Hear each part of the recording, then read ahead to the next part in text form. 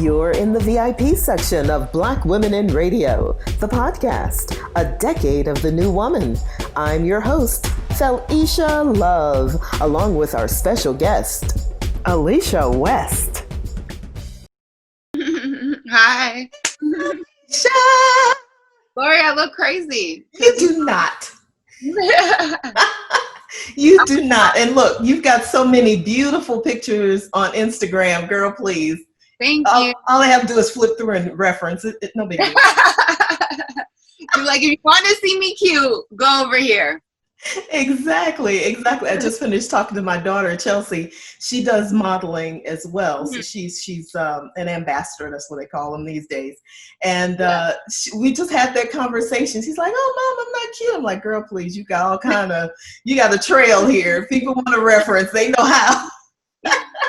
They can take me how I am today. Yes, exactly. But that's the fun part of being a girl, right? That's the fun part. Mm-hmm. Thank you so much for coming on board. We're so happy to have you on the Black Women in Radio podcast, Alicia. Thank you for having me. You have got to tell me. Mm-hmm. I'm not going to ask you how many pairs of shoes are behind you, but I am going to say, good Lord. Yeah, there's over 70, I think.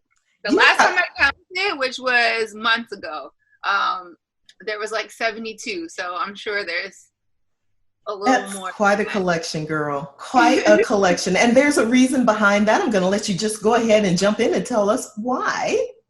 Why I have so many sneakers? Yes. Well, I mean, like, I just really love sneakers. I'm not really a heel girl or anything like that. So this is my thing that I definitely love to collect. But I've also been blessed to, like, just get a lot of free pairs from, like, all of these from Puma. This is my Puma size. So the Puma one is taller than me now. Puma has blessed me with hella shoes. Jordan brand has sent some. Who else? Converse has sent some. Like a bunch of them. So I'm just grateful that they want to send me product to grow my collection. That is so cool. That is so cool. And do you model for them as well? So no, I don't, but I was a part of one campaign, Jordan brand. This was probably, 2017, the end of 2017. They were doing a campaign here in Toronto for the Like Mike, Jordan back in the day, he did a Like Mike campaign with Gatorade, which is so funny. I have the water bottle right here too. And so, they asked 6 different types of creatives within the city to be a part of their campaign. So I did get to do some modeling for them, but it's not like a consistent thing. Puma now will pay me to promote their products as like an influencer on my social media. And so I'll take my own photos wearing like the sneakers or products and stuff like that. But the only official campaign that I was ever in was in the Like Mike one back in 2017. Oh, that is so cool. And modeling has changed so much over the years. Now you're an influencer. And like you just said, you take your own pictures. Well, who does that? But the iPhone has an enormously beautiful camera. So it's like, why not use it? Yeah. Like I have my own camera and stuff like that, like not a DSLR, but I have my own camera that's really good for vlogging and YouTube videos and stuff like that. But I don't even touch it anymore because my iPhone like 8 Plus does the work. Most of my pictures I take are on my iPhone. Most of my videos I record are on my iPhone. So the cameras have definitely stepped up over the year where you don't need that much equipment to try to start your own brand. You really don't. And if you're in the business of radio or media, you have to know how to create a brand. And Absolutely. The first start is to purchase a good camera or start to really get good at your own device, your iPhone, or there's some other good cameras out there. We keep saying i products, but No, like Android. I used to have the Samsung Galaxy. I don't even remember what the number was. This was a couple years ago. That was the best camera ever. And this was back in 2000, 15, 16, and that camera was amazing. Like my photos that I used to take on that was so crisp. So iPhone cameras aren't even the greatest. Like I just use iPhone. Yes, yes, yes. Well, Definitely starting your brand, you just gotta like start investing in it, but you don't always have to have a lot of, there's a misconception that you need to have like all this expensive equipment to start your own brand. And I mean, yes, eventually you might have to make the upgrades, but realistically your phone can be the first thing that you start on. There's so many free apps on your phone. I have a ring light, so try to make me look a little better. yes, yes. Like there's just little things that you can add in that aren't as expensive as some of these huge cameras and equipment, for you to be able to start making free content. Absolutely, absolutely. And the quicker you get good at it, the quicker you'll be able to add on, some advertisers, influencers, and so forth. There's a lot of interesting stuff out there, though. There are some people who might get in touch with you and say, would you become an influencer? And they really want you to purchase their product. That's not what we're talking about. We're talking about people that's actually going to send product, pay you, and you do the photos. So that, I mean, it's a big deal now.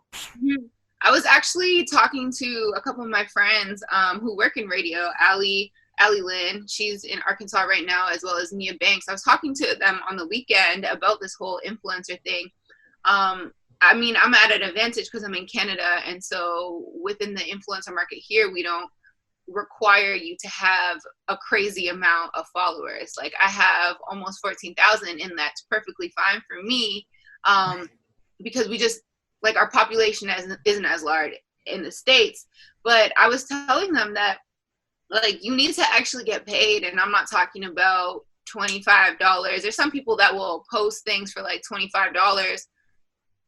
Like, I don't do that. I get paid like really good checks to post on my social media. And I feel like there's so many people in radio who don't understand that lane, and they aren't taking advantage of the following that they have gained and building a brand other than being just a radio personality. Like, being able to have an identity and a niche is really going to help you long term, because who knows what's going on with radio right now? Like, the pandemic has shook it up. There's only how many radio personalities now? Yeah. For Urban, they went and they cut everybody and has everybody syndicated now, right? So you got to be able to figure out how you can make other money so that you can live a type of lifestyle that you aspire to live. Absolutely. Absolutely. And I'm so glad that we're talking about this, because this is going to hopefully help some people jumpstart their brand if they haven't yet. We implemented Black Women in Radio so we could be an intricate part of that for people. And so, if you don't know, you'll be able to ask questions and network and get the right people in your corner to help you out so that you can be successful in the business. Because, I mean, I'm older, a lot older, so we didn't have this back then. So I'm catching up, like some of the, like my daughter, for instance, she's 21 and she's doing great. Yeah. But she's teaching me so much, and thank goodness I had her around, because it's rubbed off on mommy. Here I am with Black Women in Radio, right? Oh my goodness. Tell me, how long have you been in the business?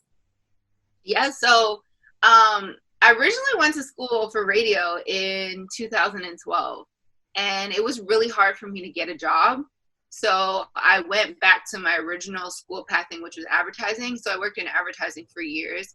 And eventually I ended up getting fired in advertising. That was 2015, the end of the year. I got fired from my advertising job, and I was like, let me try to get into radio now. Like, let me just give it my all, because that's my passion. So I've been chasing this dream for 5 years now. 5 years now. I was a part of the WIN Academy, which helped me get my first job in radio at Radio 1 in Detroit. I was an online editor, though. Okay. So I just managed all the digital content, the social media, anything that went on the website, I did that. Awesome. And from there, I was able to get my first on-air job, which was back in 2018. So I've only had one on-air job. And then my previous job before that was an online editor. Well, what's really cool about your path is that I minored in advertising and marketing in undergrad and and grad. But anyway, the two match, they totally match, right? So, I mean, you are just eons ahead of a lot of people because you have that branding knowledge. So that's really cool. Yeah, I always try to preach to people that have transferable skills. And although like my path to where I am right now might be a little confusing and might seem like I'm here, there, whatever, but at the end of the day, there's a bigger picture and it's all come together. And I'm so grateful for it because it has allowed me the skills and the knowledge to be able to thrive in multiple industries, essentially. And if it wasn't for me, like one part I skipped over is actually when I didn't know what to do before going back, like actually getting my first job in advertising, I went to school for a minute for interior decorating. Love it. Because I was like, I am creative. I love home decor. Like, let me just try this out, right? And I started a blog called Oh My Decor. It no longer exists. But the traffic was just so amazing. I was able to get like great traffic. My social media following shot up within a couple of months. And I had this whole platform. And because of that, doing that home decor blog, I was able to get my first job in social media marketing. So like all of these little things that I was able to teach myself eventually translated into radio. If I didn't know how to do the social media stuff and get web traffic, traffic to my website and do SEO and edit video and all that other stuff that I learned in that phase, then I wouldn't have been able to get my job at Radio 1. And if I didn't get my job at Radio 1, then I might not have been able to fill in on the morning show there to eventually lead to my full-time job in Toronto as like a midday personality, right? So everything for me was connected in some way, and it all came down to transferable skills. Like that's the best thing to have, especially in a climate right now. Like once people start hiring again, and especially at radio, like knowing that they don't have huge budgets like they used to anymore, they're going to look for talent that could do multiple things. Absolutely. If you can't do multiple things, then they're just not going to be interested in you. So you've got to be able to grow your skill set more than just talking. And yeah. Well, you know what? It just warms my heart to speak with young people who really get what the industry is asking for. You are absolutely right. And I hope that you'll remember this conversation and hold on to what you just shared. You know, you're doing a combination of things and it doesn't make sense. Yeah. But our lives are like that. And the moment that we realize that, the more fluid we'll become. I know for me, I got hung up on, you know, what the linear life was supposed to look like. And so it was hard to make adjustments. It was hard to be fluid. So I ended up getting in my own way. But listening to you and so many others who are in a younger generation who understand that it's okay that it doesn't make sense at the moment. Oh my gosh, it's huge. It's just huge. I also want to ask you, if you don't mind, what happened on your advertising job? What happened? Well, when you work in advertising is very much like radio. Advertising has such a crazy turnaround rate. Like you can start working at an advertising company and you can choose to leave within months. Like I tell a couple of people now that I know that have ad jobs who work who work at agencies, like don't be afraid to move to the next opportunity, because that's what they do. Nobody really has a long career at one company in the advertising world, and that's essentially sometimes the same with radio too. It's right? Go from market to market. But with advertising, it's essentially if they don't have the clientele, or the clientele is not spending the way that they projected it to, then they're going to make cuts. So one day I went into work, it was after Halloween, and they called me into the office and they're like, we are so sorry. The clients that you are working on aren't bringing in as much money as we projected. We've got to cut you. And so for me, like I never got hung up on it. I just understood that I wasn't meant to be there anymore. Like I was dying to do radio and get into like the media space. So I knew that I wasn't meant to be there, but then I also knew that it wasn't necessarily like personal. Right? Exactly. Because when you think about it, they kept my associate who wasn't as good as me, but she cost less than me. Like I was making 60,000 and she was making 33. Right. So obviously they're going to keep the person that can do the job okay enough and is making half of what you are, right? That's business. So I was like, hey, it was a blessing in disguise, and it is what it is. It's above me. I'm grateful for that experience. And if I ever have to go back, at least I have the experience on my resume and the skill set. Absolutely. And it'll just keep evolving for you. And, you're building a foundation of not only a brand ambassador, but, public relations, marketing, advertising, broadcasting. I mean, you're the trifecta.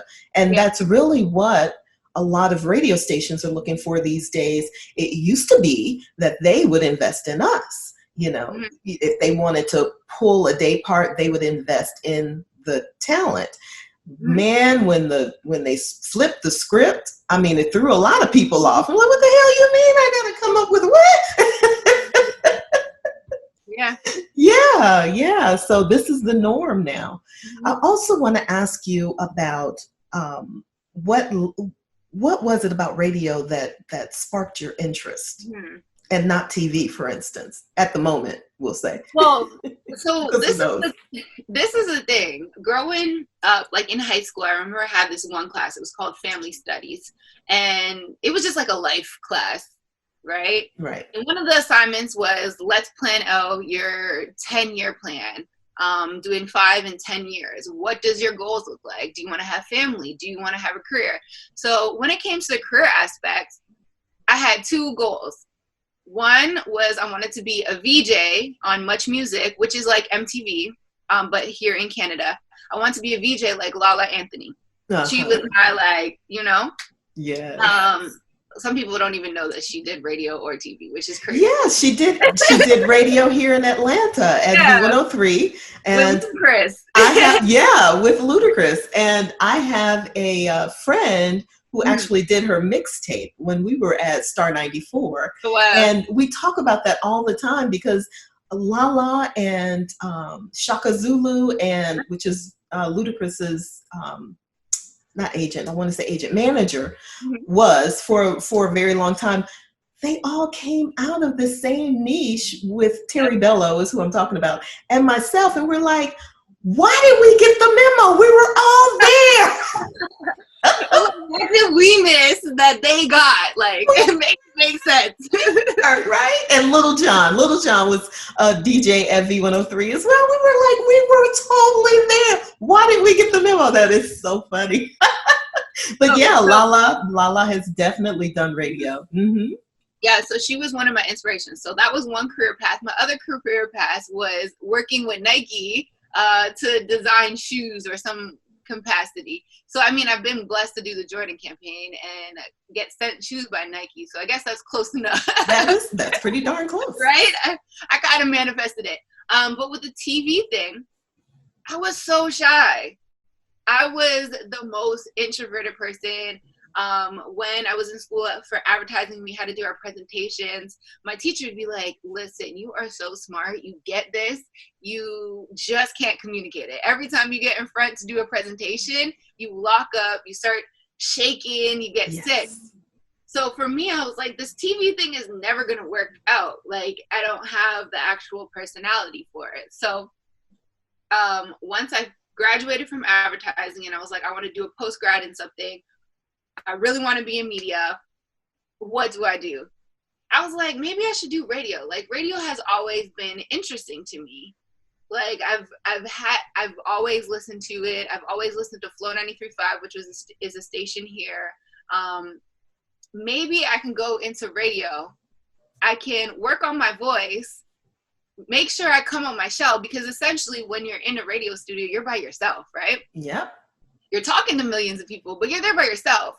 So for me, it's like I wouldn't have to worry about being in a room full of people, like a production team. I wouldn't have to worry about like how I sound, the way I enunciate some things, and I wouldn't have to worry about how my body looks, because I've also dealt with like body conscious problems. So for me, I was like, I'll just be in the studio by myself, being able to work on who I am, my voice. So let me do radio.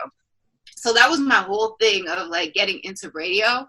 And I remember I did my internship in DC at WPGC, and DJ Flex was the show that I worked on. He was like my mentor. And one day he came up to me, he was like, listen, Ace, you're not going to make it in radio. I was like, oh no, what do you mean?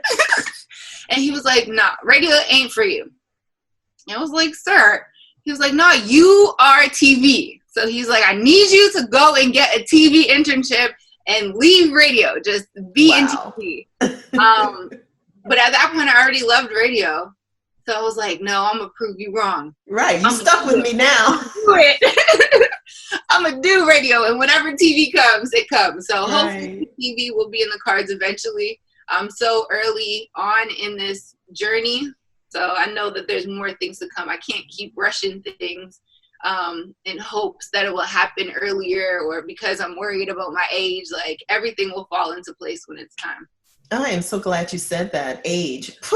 It means nothing if you take good care of yourself and you're working on your craft. Something will come along where you'll be able to express, because you're creative. And it's like, if you're anything like I am, I have to create something. I have to have my hands. It's like what I call getting my hands dirty. I have to have my hands either editing something or, creating content.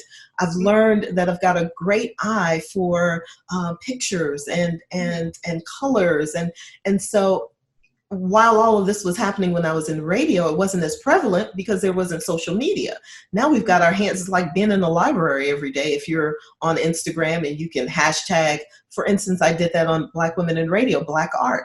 Found so many beautiful pictures from people who are, just like us. We're creatives and we just want a little hello once in a while. And I thought, why not do that on the Black Women in Radio page? Because we are so much more than radio. While we're called Black Women in Radio, I mean, there's music and there's art and there's just so much more to explore. And that's what I want to bring out in our platform. And it just tickles me when I talk to someone like you who understands the vast creativity that there is out there, and you're willing to tackle it and not pigeonhole yourself in one particular craft. Because if you ask me, no such thing. Yeah. I mean, at this point, we can't put our eggs in one basket. Like, radio cannot be it for us. The more we branch out into our talents, our skill sets, and our interests, the more opportunities are going to come for they us, will come to us. Yeah. So it's the only way to like really survive right now. And being in COVID, like, I lost my radio job days before everything got locked down. I was going to ask you about how that is in Canada. Yeah, so they essentially, my work, I don't think it was because of COVID, but they just wanted to restructure. So they needed to get rid of a couple of us. And then it just so happened that, lockdown happened and people really did need to cut people to save money. So it is what it is for that. In terms of COVID, like, the whole city is locked down, the whole country essentially. But my province, which is a state, essentially, Ontario, we're in state of emergency. So for another month, I think. So, we're just chilling. Things are kind of reopening, like curbside pickup and delivery for some storefronts, but like malls, you're not allowed in. Nail shops, hair shops, no. Like anything large, we're still like, you can only have 5 people in one place at one time. So they're very strict on it. Our prime minister is not trying to play at all. And I can appreciate that. It was crazy that I'm in Atlanta. So Atlanta opened, the first thing they opened was the nail shops and the barber shops and the beauty shops. Of course. Like, we were like, why? How do you social distance with somebody breathing on, on your person? But I will tell you this experience. During Mother's Day, my girls, I've got prissy girls, we just do those kinds of things. So we were fiending and we're missing all of our beauty stuff. And I was totally against it. And my daughter convinced me that the nail shop that was to open would only do appointments only. And that, they would wear masks, we would wear masks, and, it wouldn't be a fraction of the people that are normally in the nail salon. And as it turned out, I told both girls I would go, but if I'm not comfortable, I'm not having my nails done. As it turned out, they handled it really well. It was like a personal session. So it was just me and the girls and one nail tech, and there was no one around. And so for that reason, I was able to get my nails done. But I'm sure. Like, what? I not had my nails done in like years. My eyebrows, like, I don't even got them filled in right now. They're just so thick that I don't even got to fill them in, because and we forget that. We forget how much we actually have to offer, so we're so used to making things up. Yeah. Totally. But it's, the social distancing is a big deal. And there's just so much we don't know and understand. Mm-hmm. It's just so much. Being at home, I've finally gotten in a rhythm where I've decided to like be social, do these type of things, and then also start creating for myself. So hopefully I'll be able to bang out some things, get some things sponsored so that I can make money off of it, and really tackle this freelance life until whatever my next opportunity opens up. Because who knows when that will be, and I still got to pay bills, so I got to make something shake. Exactly. Can you share what you're working on now? I mean, Black Women in Radio is the platform where I'm hoping that, we will be able to be one big network. So what are you working on now? Yeah, so right now I am the co-host on a podcast called Extra Gravy Show. It's weekly, drops every Wednesday. It's one of the biggest Black podcasts in Canada, and it's just so fun. I'm with two other guys and our intern, and that is great. I'm going to start banging out some YouTube videos. A couple years ago, I wanted to do videos regarding working in media, working in radio, because I realized when I would go to YouTube and look for these videos, there was nobody there. So I got YouTube videos coming up. I started recording them. I want to do my own podcast. I'm really big on like positivity and like career, just talking to other women, Black women specifically, about their careers and stuff like that. So I'm going to start my own Just Ace It podcast. For people that don't know, I do have a platform called Just Ace It. And I get to do like a bunch of events. I have an annual brunch. I've done paint and sit parties. I have this thing called the Love Yours Project. On Valentine's Day, I go to shelters and give out self-care packages. Oh, that's beautiful. I have a back to school drive, and that's all under my Just Ace It umbrella. If it's positive and productive, then it's under that umbrella. Oh, you my girl now. You my girl for sure. That's my middle name too. If it's positive, I'm all in. Yes. Yeah, so those are just some little things, and then continue to work with brands that reach out to me. I just did a partnership with Coors Light and the Raptors, recreating the game-winning shot that Kawhi Leonard did a year ago against Philadelphia. So that was really fun, like being able to tap into my TikTok-esque skills. Yes. I work with Gold Series right now.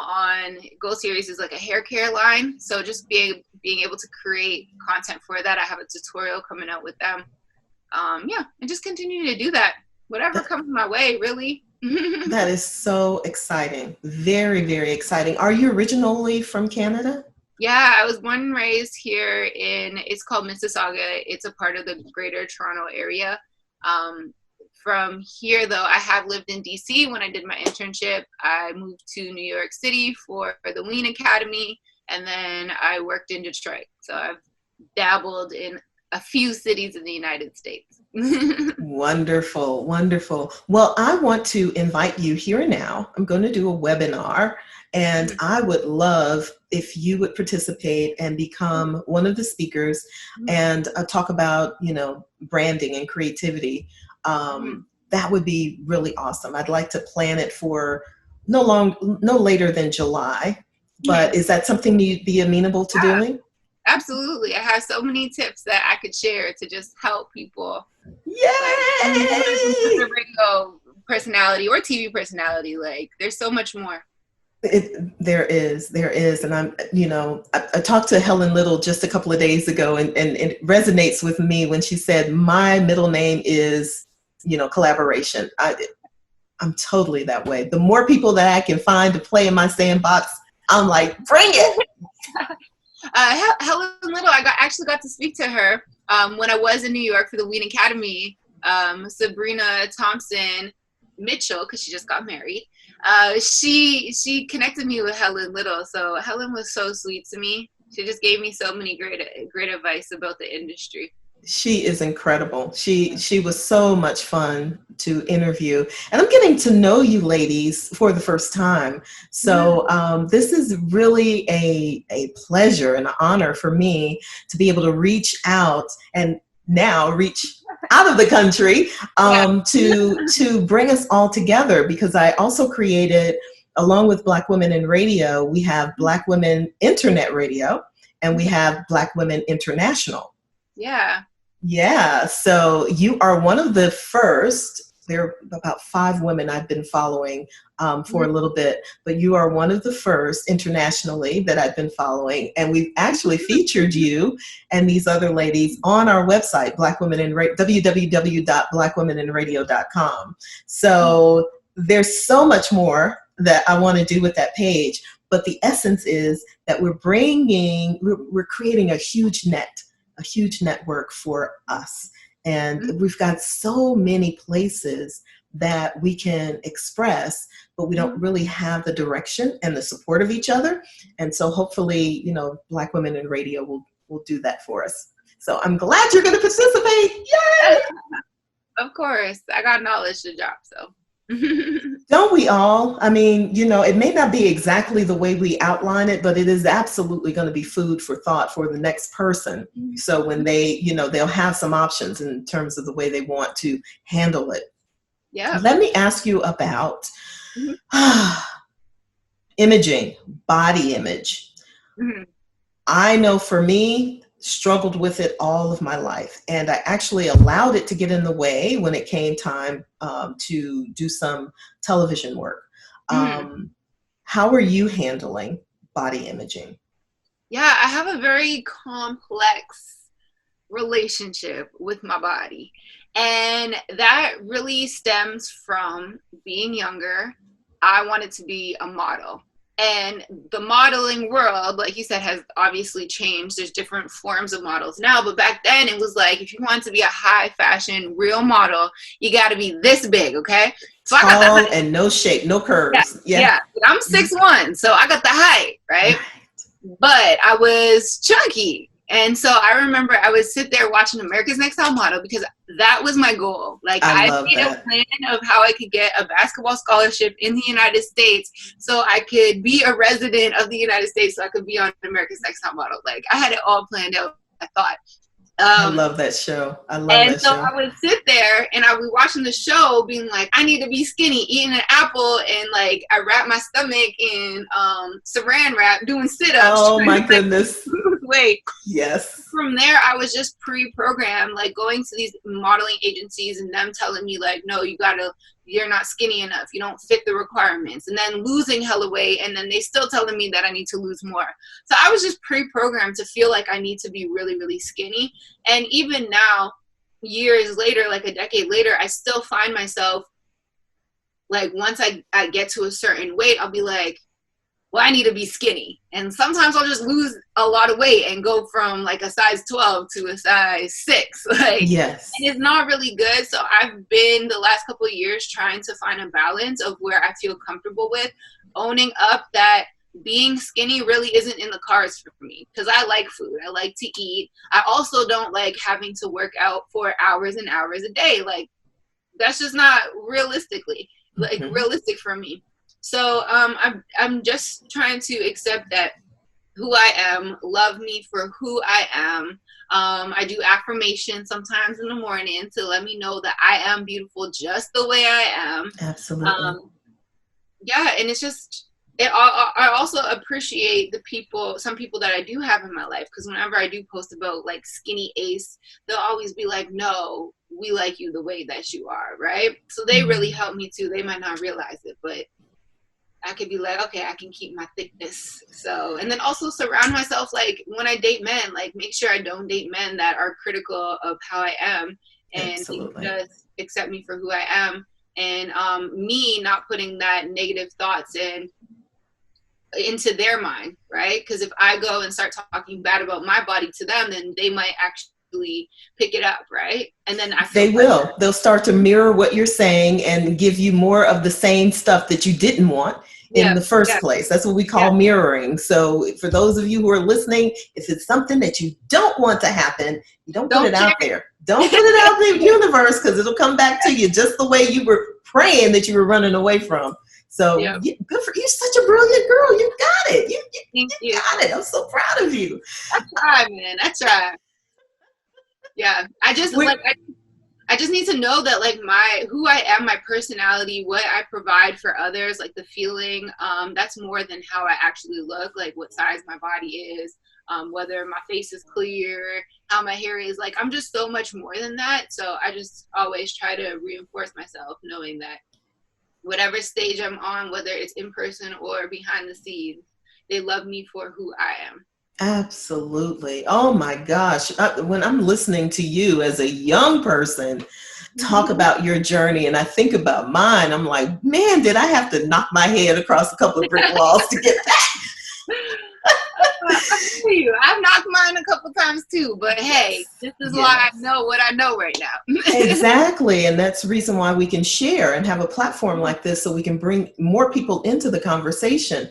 I wanted to be a model too. I had a cousin that I just totally admired. She was mocha skin, which is unheard of at that time, because you're looking for a certain complexion, but mocha skin, just absolutely beautiful. I wanted to be her. No, I'm 5'3" and no. So as I For you. yeah, it wasn't in the cards for me, but I was able to become a Barbizon consultant. And I'm showing my age, but that back in the day when, anybody wanted to become a model, they would stop into Barbizon and learn the modeling skills and so forth and so on.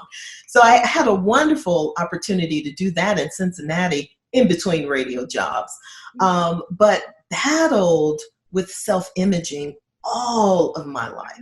All of my life. And I would tell anyone, let's stop calling each other names, because those statements stick. My aunt told me, I was probably 7 or 8, called me fat. That stuck with me all my life. And ended up bulimic and, snowballed. And finally I got into the fitness industry. I wasn't good at sports. So I didn't have that to lean on, was not good at sports. But I finally became a fitness instructor. And that's what put me on the right path to eating healthier and caring about my body and not being so concerned about my size, because there are 3 different sizes, probably even more, but ectomorph, mesomorph, and endomorph. So we are, or in simpler terms, apple-shaped, pear-shaped, or banana shaped, straight up and down. That's the way we come into the earth. So you can't change that. You can lose a gazillion amount of weight and still not get a pear shape or a banana shape. So, it is what it is. And the sooner we embrace that, I think, number one, we'll become happier people, because a lot of that irritation with especially entertainment jobs is, damn it, I'm not the right size to do ABC. But, once we start to really embrace ourselves, I think that, life will just be so much simpler. It would be so much simpler, so less stress. Yeah, you'll be at peace. Like my goal is really to just be at peace and learn how to be content. That doesn't mean I want to be stagnant, but I just want to be content. Like I always chase after perfection, and it's really one of my weaknesses. Like, you go to these job interviews and then you're like, what's your weakness? And you're like, oh, well, I always try to be perfect. Like, yes, that really is a weakness though. It is. Perfection doesn't really exist. Yes. And it's also very subjective.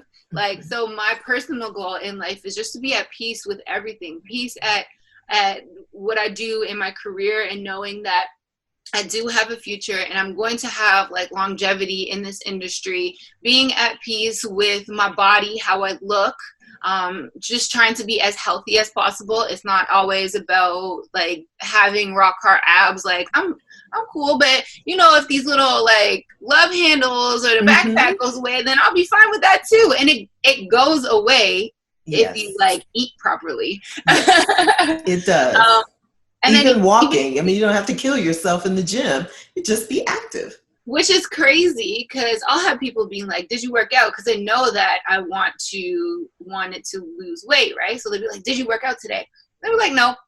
And they're like, well, why not? I was like, because I've been in this house. I've done a couple workouts, but I've been walking multiple times a week, eating like less than what I usually do. And I've lost 20 pounds being in quarantine. I think I'm the only person that's losing weight. I think you are too, Alicia. Everybody I talk to has gained the 20 you lost. Everybody's gaining weight and complaining and having like worried about not having gyms open and all that stuff. And yes. Like, I go on a walk for anywhere to an hour to 2 hours, maybe even more. I cut down how much I eat. Like, I don't snack a lot. I just keep certain foods in my house. If I want a treat, I'll go and buy it and I'll eat it, and that's it. It's gone, right? So there's no guilt and no guilt attached to it. Absolutely. And I'm perfectly fine. Like, there's been people. My mom called me the other day. I was on Facebook, and she was just like, or FaceTime. She was like, Alicia, you getting too skinny. And I was like, no, I'm not. Don't do that now. I got like 10 pounds to lose, but I'm happy you noticed. I love that. I love that. You are absolutely right. Eating less and you know, working out. I am one of those people. Say it again. Still eating though, because some people will just not eat. Like, I do forget to eat sometimes, but eat, but just don't overeat. Exactly. Eat, but just don't overeat. Absolutely. I was one of those people that just had a literal meltdown when the gyms closed, because I had a plan. Yeah. Dang it, I had a plan. And when the quarantine happened, I was like, are you kidding me? Now I'm going to go into the summer big again. But then I had to say, oh, Felicia, you know, that's that old programming. Bring it back, girl. Bring it back. That's not necessarily true. And then I started hiking. So, you know, I've been hiking 10 miles, 8 miles, and watching, you know, watch what you eat, and then you'll get, and even if you don't lose the weight, just exercising makes you feel so much better. It clears your mind so you can become more creative, you know, and make your next decisions. I mean, it is such a help to move your body. Yeah, absolutely. When I get into my depressive episodes, I definitely have to like force myself to kind of do something active. And then even on Saturday, I was so tired. I went for a nap. I woke up. I was like, it's beautiful outside. I need to go for a walk because the weather here has been a little iffy. But I didn't want to. And I was like, you know what, Alicia, go and do it. You'll get the energy once you start walking. You'll feel so much better. And I'm so grateful that I was able to walk. I only walked for like 40 minutes because I wanted to be able to catch Luda versus Nelly. But wasn't that good? Oh, that was so much fun. I wanted to do that. I wanted to be inside my house for that. So I didn't get, I just wish I got out of bed earlier so then I could have walked for longer and been in the sun and just felt a lot better. So like moving your body in any type of way, and then it also does things for you internally. It helps your heart be better, your lungs be better. So it's not always about physical appearance, but it's what's happening on the inside. Absolutely. I agree 1000%. Absolutely. Let's talk a little bit about depression, if you don't mind. I've been there too. So, you know, I can not only empathize, but, you know, I can talk about it. It wasn't something that was easy to talk about, nor is it easy for a lot of people to talk about. Sometimes you don't even know that you're depressed. You just know that stuff is happening. You're not happy. And you feel trapped. How did you know that you were feeling those depressive episodes? Yeah, so my relationship with depression probably started, it's probably been around forever. It's probably something that I inherited. But when I realized, how old was I? 19? I think it was 19 when I really realized that, like, there's something wrong. Like, you might be depressed, right? All through high school, my mom used to say all the time that I was so negative. I was so miserable. All I wanted to do was be up in my bedroom by myself. Like, I never wanted to be downstairs with family, nothing. And I think it was like 19 when I started to realize, like, maybe there's something wrong. And then I actually had an incident when I was 20. It was around Christmas time. And that was just when I hit rock bottom. It was with a boy. Me and him got into it. And he's pretty much said that he never wants to talk to me ever again. And I just felt like my world, like, this was somebody that I've known for years and I was attached to for years. So I just felt like my world was crashing down. I hated school. I was failing like everything. I didn't think I was doing anything in life. And it was just such a dark time. And I was never suicidal, but I always thought, like, why am I here? Like, why am I alive? Do I even really need to be alive? But I never did anything to, like, act on those thoughts, which I'm so grateful for. But yeah, it was just such a dark period of time. I remember I ran away on Christmas Day.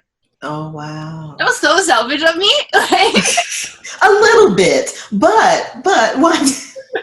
So selfish of me. Like, what was I doing? I'm so stupid. I just left. Like, I just left the house. I left my phone. I didn't have anything. It was winter, so it was obviously bad here. And I just, like, left, and my mom had to, like, come. I don't know how she found me. We have those superpowers, girl. I don't even remember if she did find me, if I ended up I know she left the house to try to look for me. I can't remember if she found me or if I ended up going back into the house because I was like, this isn't smart. Like, I don't have anything with me. Like, where am I going to go? But I don't remember. Like, I just know that it wasn't a smart idea, and it was very selfish of me because obviously, like, I have a little sister who looks up to me, and my grandma, and her significant other, and it's just like I ruined the mood for everybody. But it happened, and then from there I got help. One thing I do know when I get into, like, these little episodes is that I try to resort. I resort from anything social. Yes. I don't want to First talk thing. to anybody. I will literally trap myself in my bedroom or my house now because I live by myself. Won't see the light of day. Will stop responding to people, and not want to do anything. Like, not want to create, not want to go to work, not want to do period, nothing. But what I do want to do is binge watch Netflix or some type of shows. Yes. So the second I get into, like, my habit, and I have these go-tos that I always resort to when I'm depressed: Grey's Anatomy or Gossip Girl. Gossip Girl was actually the thing that entertained me when I went through the darkest time. I just wanted to be up in my bedroom. I had, like, the darkening shades, so no light would come through. My door was locked, and all I did was lay there and watch Gossip Girl from season 1 to season 6 or 7, how much ever they have. My mom would be like, "You gotta go to the doctors." I'd be like, "I don't want to. I just want to watch Gossip Girl," and I'd cry. Yes. And then she would be like, "Okay, like, let's bring the computer with you. You can watch it there." Yeah. So I'll be aware of that. I'll be like, no, all I want to do is watch something on Netflix and then not talk to anybody. And that's when I'm like, okay, girl, like, you're starting to be depressed. So what do you got to do to get yourself out of it? I'm going to allow you to binge watch this series, but then once it's done, you're done. Like, you got to get up and you got to do one thing that'll help you get out of this state. So I definitely don't pressure myself to do more than what I can handle. I give myself grace, but yeah, like, just wanting to be by myself and away from everybody.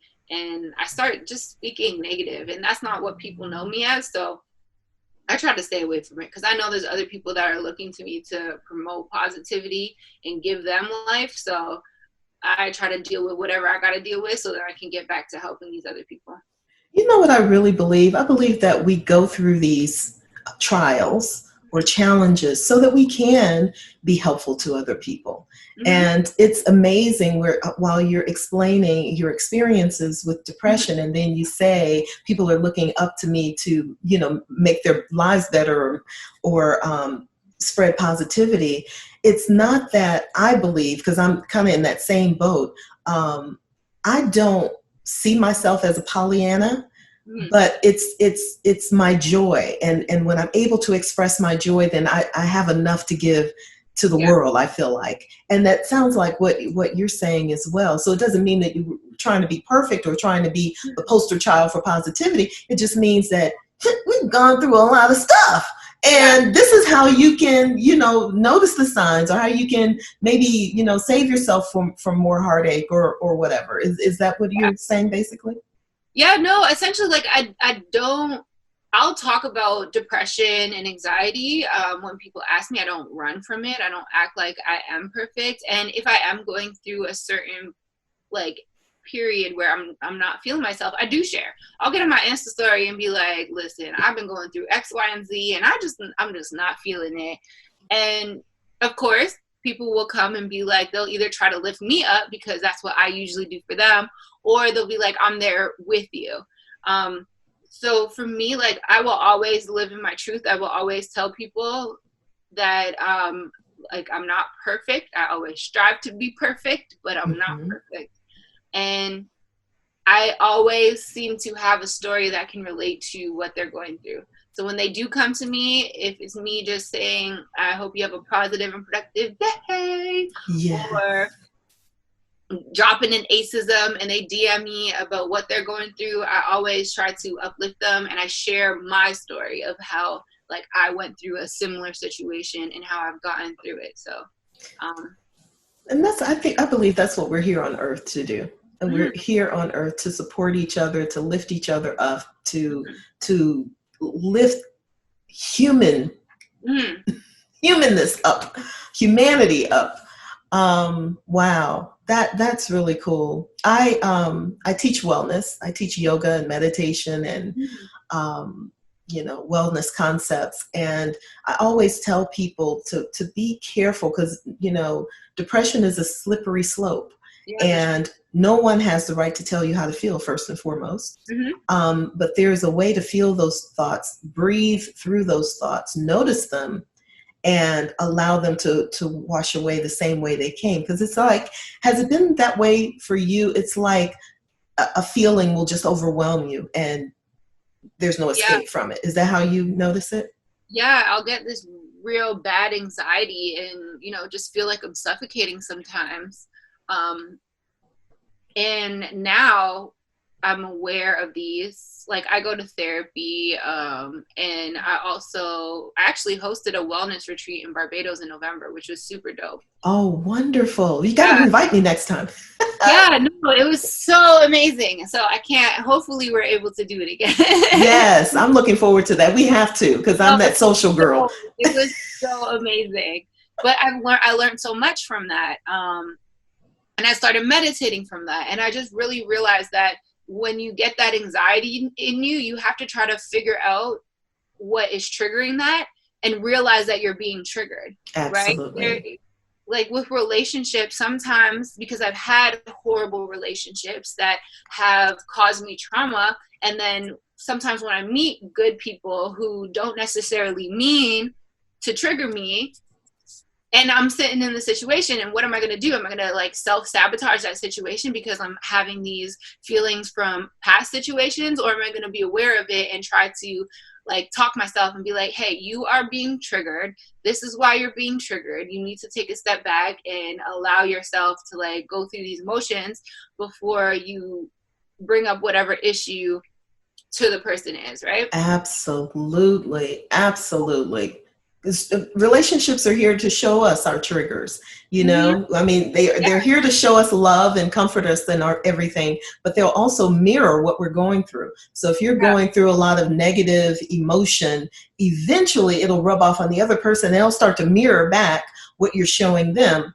Yeah. And that's not the experience that you want, but it's great that you're in a place where you can see it.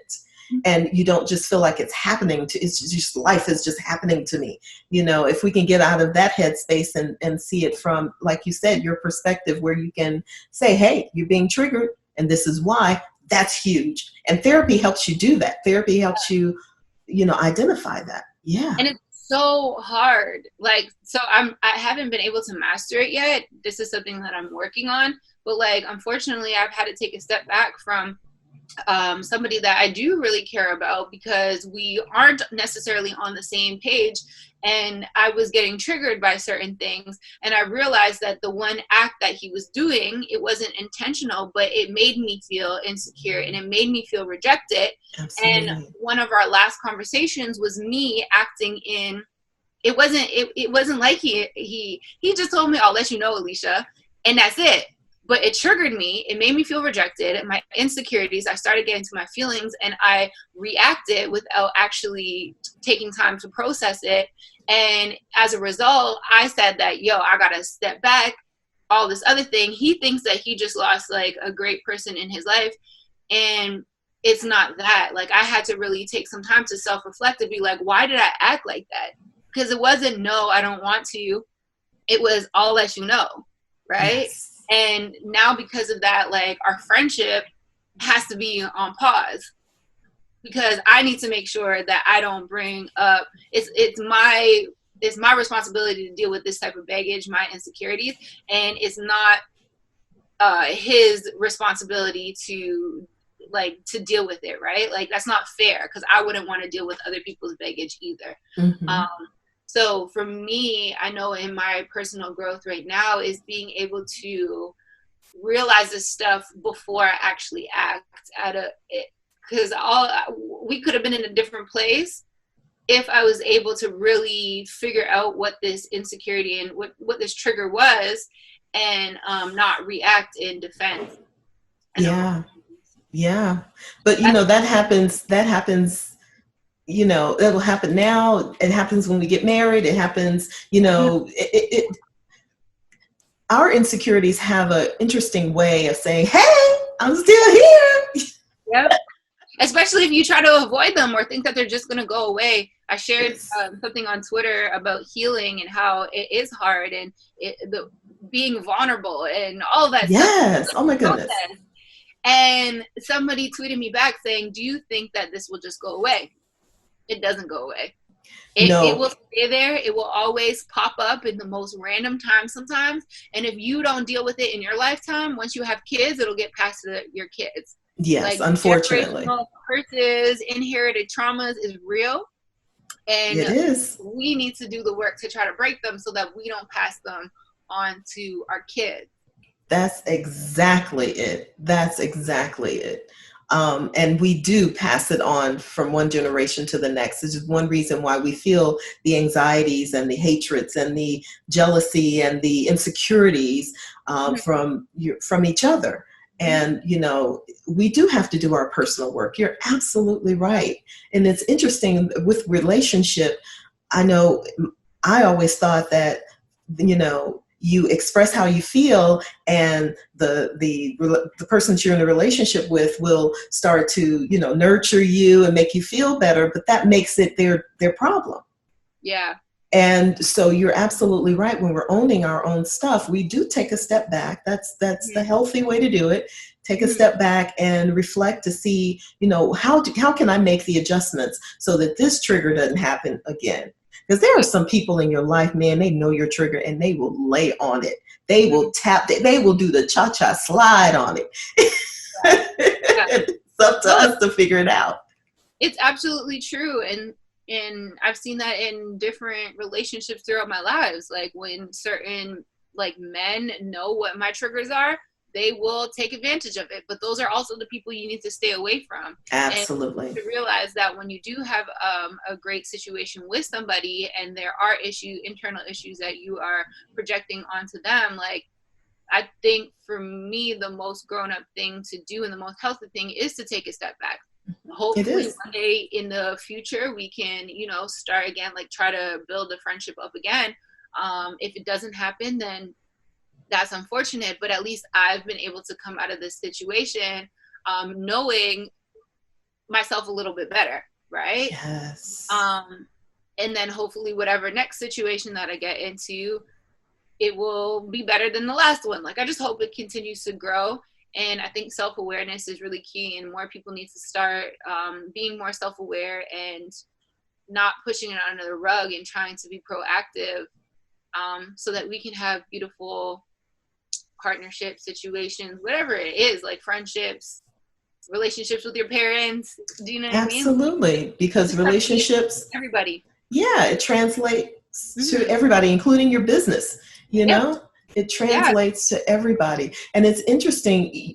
I was thinking, you were saying you either take a step back. That's the healthy and self-aware thing to do. But when we don't, we start to morph into the idea of what the person thinks that we're supposed to do and how we're supposed to act. And you still are being triggered because you're not learning how to, put up boundaries and speak up for yourself, own how you feel. Because the thing is sometimes, especially as women, we feel like we don't have the right to, or we're not supposed to feel a certain way. So like you said, we'll push it up under the rug. But these are times that we're talking about it, which is awesome. So we can level up as a human race. Yeah, no, definitely. And what I situations is sometimes I'll hold on, like I'll know that there's something wrong and I'll just hold on too long. Yes, it doesn't make it better, hoping that things will change, but it's like in reality, no, it's just going to keep making it worse, and potentially it can blow up real fast in your face. So absolutely, because the other person is thinking everything's fine and you're seething, and you start like nagging at certain things, and you keep bugging them and bugging them and bugging them, when it can just be also simple. Just fix yourself, and if y'all are meant to be in communication at all, then it will happen eventually. Absolutely. And plus you're looking for someone, I would think, I am single now. I am looking for someone who can match my idea of what a healthy relationship looks like. And work on that, because it's not going to be perfect. We try to be perfect for each other, but here's the other interesting thing. We change. And when you're partnered with someone, you can't hold on to them and expect them to be one way all the time. You've got to allow them to change and evolve in the same way you need to. Yeah. My therapist has also helped me work on setting boundaries, because I don't think I set enough boundaries for myself. I kind of let things happen. And then when I try to implement the boundaries, it's too late because it was already one way. But also accepting people for who they are in this moment. It's great to have potential. Like for me, I don't want a man without potential, because I'm so driven. I have so much goals. And for me to be with somebody who is very content, set in their ways, and doesn't have the motivation, just wouldn't align for us, right? Absolutely. But I need to also remember that people are who they are right now. Having potential is great, but you can't bank on potential, because they may never actually fulfill their potential. So isn't that the truth? How old are you again? Oh my gosh, the wisdom that's coming through right now. I turned 30, I just turned 30 in January. So wisdom, girl, just wisdom raining on down. I love it. I love it. I'd rather learn it now than later, because I'm trying to find me a husband that's on the same page, that we can have a beautiful, healthy relationship, and then bring in a beautiful, healthy baby, and just live our most happy lives. Exactly. And if we're not doing our self-work, we just push it off on the next person. So let me get off my soapbox, because that's what I teach. I do workshops like this, and I can talk about relationships and self-awareness all day. So let me reel it in. But we need more of it at the end of the day. We do. And I'm so thrilled that you were willing to share that much of yourself, because I really think that this platform will allow people, not just Black women in radio, but our fans and our friends and people that we don't even know that may watch the show, and really, extract some rich nuggets, some useful information out of it. So thank you so much for, being willing to share that much of yourself. I'm just floored. One more thing I want to ask you about your experience with, where did you went to Procter & Gamble, I think it was, to visit one of the plants, hair care plants. What was that like? Yeah, so we went to Cincinnati Gold Series, which is a new product from Procter and Gamble. It's a hair product that is dedicated to like us, like natural girls. And I've been using it for a couple months, and I think my hair has, right now it's really messy. I haven't washed it in like almost 2 weeks though. It's beautiful. My curls the curls are spiraling. They're this beautiful. They could definitely be better, but yes, in general, yes. My hair has grown so much since January, and it just looks and feels a lot better. So these products are actually working. But yeah, they shipped me out there to go behind the scenes to the lab, which was really, really dope. I've never been in a lab, just to hear the women's stories, and they're all Black scientists who created this product. So it's literally that's the part. Creating that is so incredible. Black women. And that's incredible. Yeah, I know that there's other brands out there that sometimes will just slap on the label of being for natural hair or take out one ingredient, but like they really try to create something from the ground up that will be the most beneficial for our hair, because they know how like much different our hair is from Caucasian or Asian, Indian. Absolutely. So yeah, like they definitely did the work, and it was just a really dope experience to be in that room with all Black women who understand the type of textures that we have.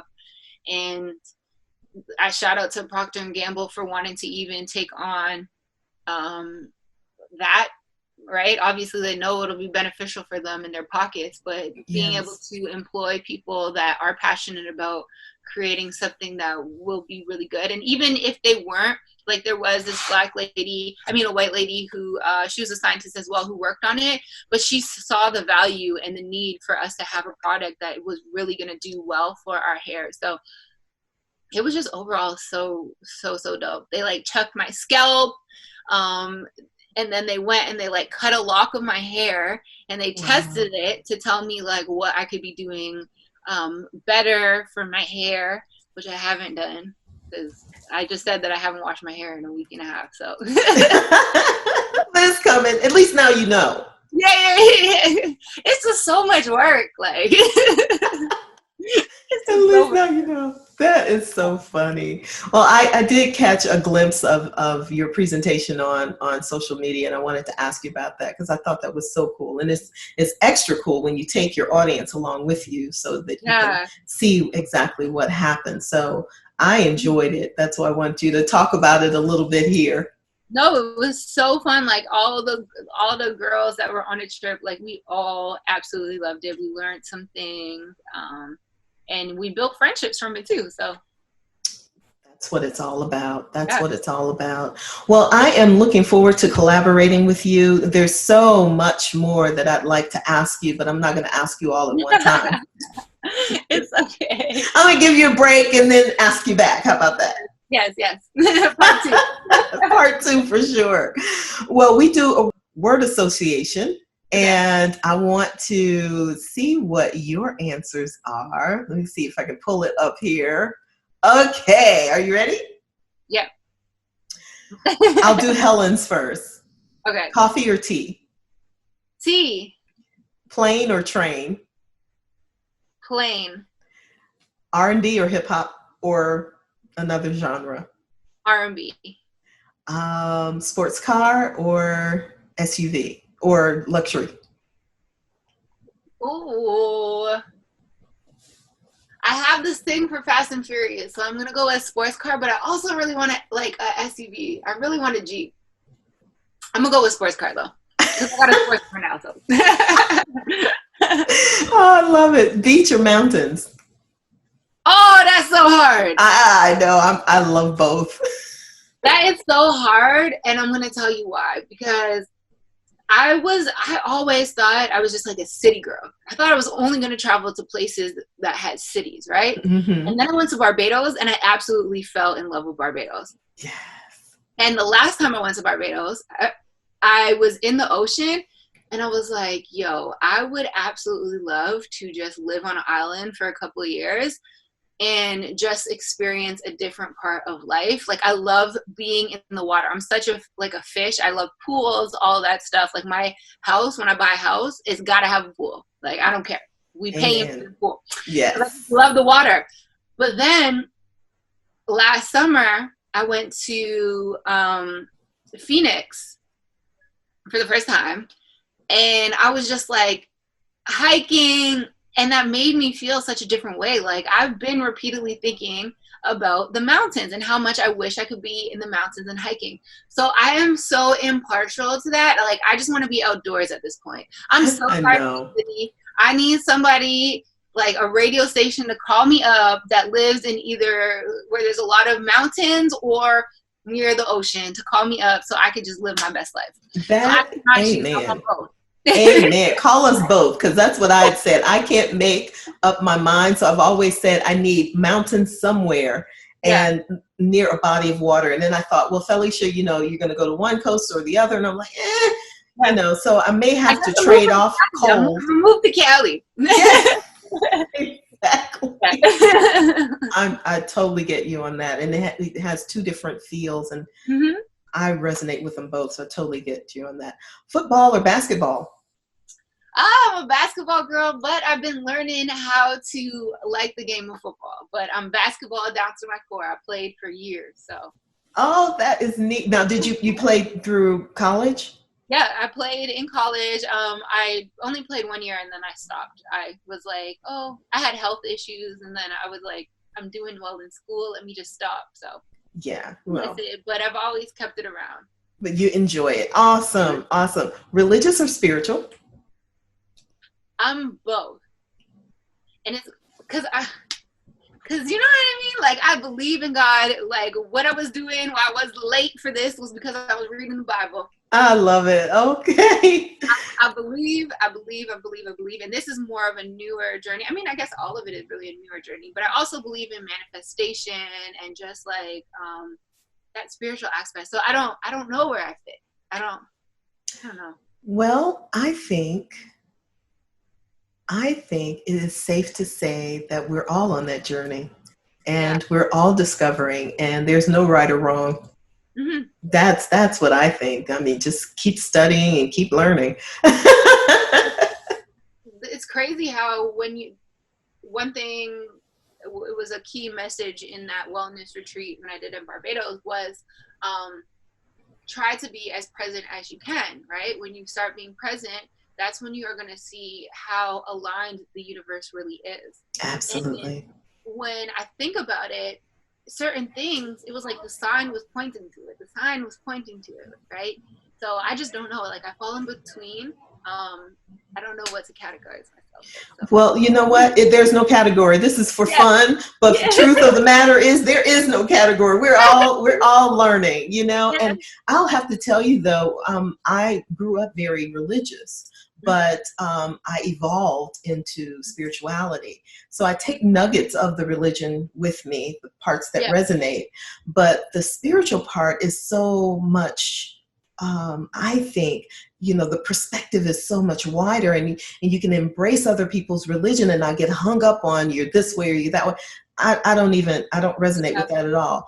I resonate with love. Yeah, that's the hardest thing. Like, there's so many different other religions that I'm very interested in. I went and to explore them. And at one of our classes, we learned about Muslim and like Buddhism and like all these different religious beliefs. So I like encourage people to believe in what they believe in. So for me to be like, I'm straight, like I can't say that I'm completely, because I think that everybody's allowed to believe in what they want to believe. Absolutely. And if we can stop getting hung up on the doctrine of everything, the dogma of everything, we can really start to see each other in each other, humanity, relationships. Because I know my family, I mean, they won't even talk to someone who's not their religion, which I thought young coming up, this is absolutely ridiculous. It's so limiting. It's so limiting because you don't know what this other person can teach you. They might see life in a whole way. And that's even with the whole no new friends thing. Like, I don't know why Drake went and made the song, because people are now screaming no new friends. But in reality, when you have friends that aren't like you, that don't look like you, that don't work in the same field as you, you're able to see things differently and potentially grow, and new opportunities will come from that. So just being open. Absolutely. I mean, the scary part of no new friends is that what happens when they transition out of your life in whatever way, and They that have is a no part of friends at life. all. Yeah. Then what? You what? You're sitting there lonely as hell. No, not a good idea. I totally agree with you. Okay, so one more: heels or flip flops, or I should say, tennis shoes. Since Yeah. you're back. I was like, so the answer is sneaker. I love Oh, it. Yeah. I'm from Chicago, so we say tennis shoes. So Yeah. yeah, sneakers. Shoes. That's what all my people in Detroit would say too. So Yes, yeah, that's right. they all say tennis shoes, sneakers, kicks, whatever, running shoes, whatever you want to call them. All these things, they're my go-to. But I do like a good heel. Like I just need a purpose to go out. Like I'm tall already, Mm-hmm. so it's not like I need like the height or whatever. But sometimes if I want to feel myself, I'll put on a heel and be like, hello. But I also know that I can rock a mean sneaker. So Yes, yes. There you go. You know what? You just made me think about Michelle Obama. I remember watching her. I love her style, but I remember watching her wondering how she would handle height. Would she wear the heel, or would she, go low? And it's interesting. She's done both. And the confidence never wavered, because I always thought, as a tall person, you feel a little awkward, especially if you're the first lady. You want to be taller than your husband, right? Just for a visual, just for a picture or whatever. But yeah, I often wondered what that felt like. And of course, short people like me, 5'3.5", I'll put on a high heel and think about, I'm on top of the world. I'm about to fall off the dang heel. Yeah, no. And I love that Obama, like Barack, he was able to embrace her as Absolutely. she is, the strong woman she is. Like he never quivers in her confidence that she has. So that's an amazing thing. And I love when a man can be secure. And I actually talked to somebody about this the other day. He was like, what if your man told you couldn't wear heels out? I'd be like, well, first of all, I know, right? First of all, I'm probably not even gonna wear heels out. Like if he's really with me, he knows I'm gonna wear sneakers. But also, I'm not gonna be with somebody who tries to dictate what I can and cannot wear. Like if I want to wear heels, I'm gonna wear heels. So if that's your insecurity, then that's on you. Because I've had to learn to love my height. Obviously, that's been a journey in itself. Because Yes. when you're taller than everybody and young, the comments are just gonna go flying, right? Yes. So for me now, like, yeah, sometimes it's awkward when I'm with like my friends that are 5 foot. Right. Sometimes it's awkward trying to talk to them like in the club or whatever the case Right. may be. But at the end of the day, I just stand up strong and be like, hey, this is who I am. I always get the, oh my gosh, you're so tall, you're wearing heels. And absolutely. That's why I asked you the question. See, I love that level of confidence. Rock them heels, girl. I always tell men, I'll be like, listen, if you can't handle this, then you're clearly too short to ride this ride. Like, See, I love that. I love that. And I'm glad you mentioned that too, because men will, is it a condition? Not medical, although it could be. It's a conditioning where they tend to say things in a way that leads you to believe that they're trying to control your life. Actually, they are trying to control your life, but maybe they don't understand, okay, I'm going to control this woman. And then some men do. Well, I don't know. But the point that I'm making is, because it can go both ways, the point I'm making is staying strong in who we are. Short, tall, big, light skin, brown skin, dark skin, whatever, staying strong in who we are, because people will come along and they will tell us that we're supposed to be the opposite. Yeah. And if you allow that much room for somebody to control your life, ask a lot of married women, because it has happened. And it tends to happen too when you get in really serious relationships or marriages, that it creeps in, that you've got to stay strong in who you are. Otherwise, you end up being someone and you won't even recognize yourself. Yeah. One thing, like with my ex, my last serious relationship, he was a very controlling and dictating type of person. And I realize that now looking back. But one thing I will like applaud him for, because he was maybe like an inch and a half shorter than me, but he always encouraged me to wear heels. He'd be like, we'd be going out and he'd be like, no, where your heels at? I'd be like, God dang it, like wear some sneakers. But he was very secure, like, and he was perfectly fine that I was taller than him. So for that, I'll applaud him, but everything else, not so much. Yeah, everything else you had to learn from, and that it's that boundaries thing. And we've got to have more conversations about this. I'm anxious to talk to you about it, but I'm going to go another hour if we slip into this relationship thing. Yeah. That's my slippery slope. I won't shut up. For real. It was such a delight to meet you. You are just as dynamic in person as you are on Instagram, and I'm so happy to have an opportunity to meet you and get to know you. So thanks so much for saying yes. No, thank you for having me on. I appreciate the conversation. It was beautiful. Wonderful. And do you find Black Women in Radio helpful or anything? Is it? Yeah, no, like I love how quick you guys are to share some stuff. Like you guys are always sharing whatever's going on with us. Sometimes I'll miss it on some of the other Black women that I follow, and you guys are right there reposting, and I'll be like, oh, so let me remind myself to go and congratulate this person over whatever they're doing. So yeah, I hope to see it grow as much as possible. Oh, that's beautiful. And thanks so much for becoming a part of it. We appreciate it. All right. Well, have a beautiful day. And I'm looking forward to talking to you again. We're going to have to do a forum on relationships. For sure. For sure.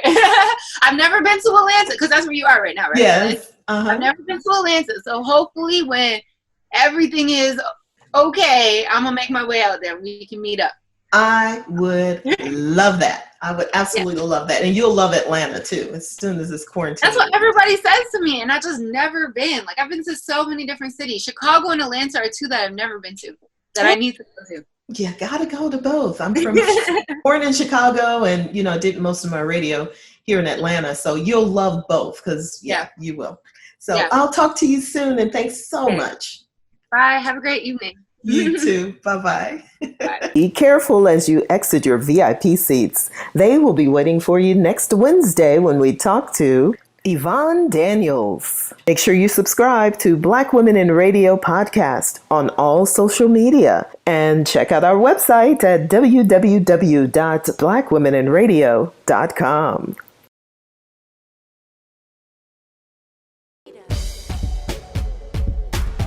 Because it's all the same thing, whether it be manipulation or abuse, it all runs the same track. So it's very manipulative, very narcissistic. And in my best days, back in my best days, I thought I could fix.